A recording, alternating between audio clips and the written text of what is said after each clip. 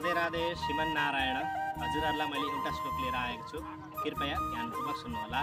तपाईहरुलाई आवश्यक पर्ने नै छ है त। अब मानवलाई जान्ने चार विषयहरू छन्। अब के विषयहरू छन् त भन्नुहुन्छ भने पहिला श्लोक सुन्नुहोस् र त्यसको अर्थ पनि राम्ररी बुझ्नुहोस् है त। यथा चतुर्भि कनकं परीक्ष्यते निर्घर्षणच्छेदनतापताडनहि। यथा चतुर्भि कनकं परीक्ष्यते त्यागेन शीलेन गुणेन कर्मणा भनेर अति राम्रो श्लोक छ हैन। अब यसको अर्थ पनि तपाईहरुलाई म सुनाउँछु है त, कृपया ध्यानपूर्वक सुन्नुहोला।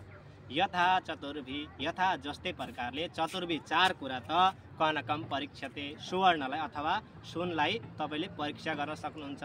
अब तपाईको मनमा आयो जिज्ञासा, कसरी चाहिँ सुनलाई तपाईले परीक्षा गर्न सक्नुहुन्छ त भन्ने तपाईलाई लाग्यो। अब यहाँ भनिएको छ निर्घर्षण भनेको त्यसलाई घोट्नु पर्यो। सुनलाई यसरी घोटेर हेर्दाखेरि सुन हो कि होइन त टल्किन्छ। अलिक सुनको त्यो वस्तु हेर्दाखेरि चिन्ने आकारको हुन्छ नि त, त्यो सुनलाई तपाईले चिन्न सक्नुहुन्छ प्रष्ट घोटेर। अनि अर्को भन्छ छेद, त्यसलाई छेड्नु पर्यो मतलब काट्नु पर्यो। त्यसलाई काटेर पनि सुन चिन्न सक्नुहुन्छ तपाईले। अब ताप, त्यसलाई तताएर, तताउँदाखेरि जुन पग्लिन्छ नि सुन, त्यो सुनलाई पगाल्नु भयो भने सुन हो कि होइन तपाईले चिन्न सक्नुहुन्छ। अनि ताडन हे, त्यसलाई पिट्नु भयो भने पनि, यसरी पिट्नु भयो भने पनि त्यसलाई सुनलाई तपाईले चिन्न सक्नुहुन्छ है त। त्यस्तै प्रकारले फेरि भनिएको छ यथा चतुर्भि पुरुषम परीक्षते भनेर भनेको छ।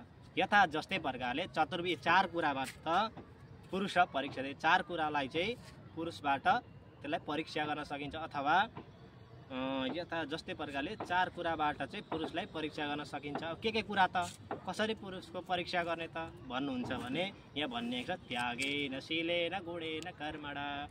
त्यागेन, त्याग गरेको छ कि छैन त त्यसले, शील स्वभाव, उसको शील स्वभाव कस्तो छ, उसले गरेको आचरण कस्तो छ, उसले गरेको बानी व्यवहार कस्तो छ त भनेर उसको जान्नु पर्यो। गुणेन कर्मणा, गुण, उसको गुण कस्तो छ त, राम्रो छ कि छैन उसले गरेको गुण हैन। अनि कर्मण भनेको दान गरेको छ कि छैन, धर्म गरेको छ कि छैन, त्यो पनि हेर्नुपर्छ उसको।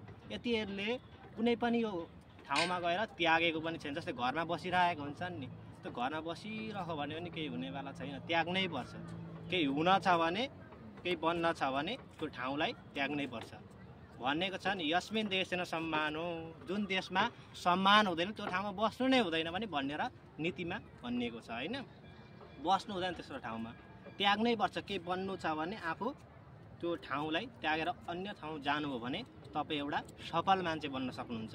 त्यस्तै प्रकारले पुरुषलाई पनि चार प्रकारले जानिने रहेछ र सुनलाई पनि चार प्रकारले जानिन्छ भन्ने तपाईँहरूले बुझ्नुभयो होला। बुझ्नुभयो भन्ने मैले आशा गरेको छु। हस्त राधेश्याम। फेरि पनि यस्तो भिडियोहरू, नयाँ भिडियोहरूमा खोज्दै तपाईँहरूको सामु ल्याउने हुन्छु। हस्त राधेश्याम।